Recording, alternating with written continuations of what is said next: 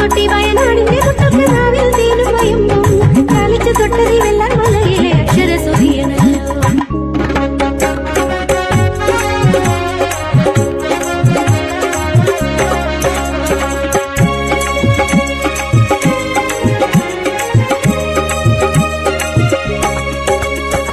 കാലമേറെ മുൻപാണ് കാറ്റുപാടണ നീരാണ് കൊളുന്തുന്നുള്ളാൻ വന്നവരിവിടെ കൊളുത്തി വച്ച വിളക്കാണ്.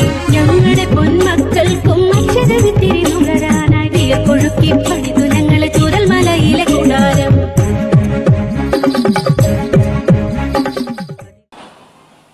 സംസ്ഥാന സ്കൂൾ കലോത്സവത്തിന് തുടക്കം കുറിക്കുകയാണ്. ഈ മേളയിൽ 15,000-ഓളം കലാപ്രതിഭകളാണ് മാറ്റുരക്കുന്നത്. നേരത്തെ പറഞ്ഞു 25 വേദികളിലാണ് കലാമേളകൾ. എല്ലാവർക്കും വിജയാശംസകൾ നേരുന്നു.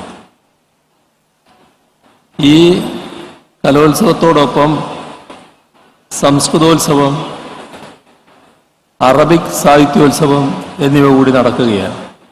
കേരളത്തിൻ്റെ കലാ സാംസ്കാരിക രംഗത്തെ സംബന്ധിച്ച് വലിയൊരു നഷ്ടം സംഭവിച്ച വർഷമാണ് കടന്നുപോയിരിക്കുന്നത്. എഴുത്തുകാരൻ, തിരക്കഥാകൃത്ത്, ചലച്ചിത്ര സംവിധായകൻ, പത്രാധിപർ എന്നീ നിലകളിലെല്ലാം വ്യക്തിമുദ്ര പതിപ്പിച്ച ശ്രീ MT വാസുദേവൻ നായർ വിടവാങ്ങിയ വർഷമാണ് കടന്നുപോയത്.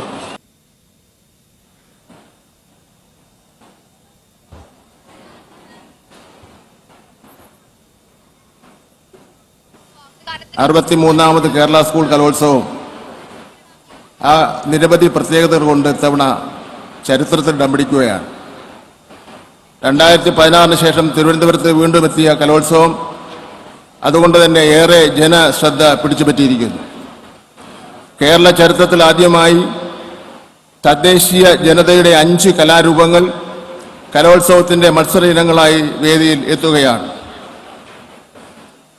കേരളീയ സമൂഹത്തിൻ്റെയും സംസ്ഥാന സർക്കാരിൻ്റെയും ഒരു രാഷ്ട്രീയ സന്ദേശം കൂടിയാണിത്.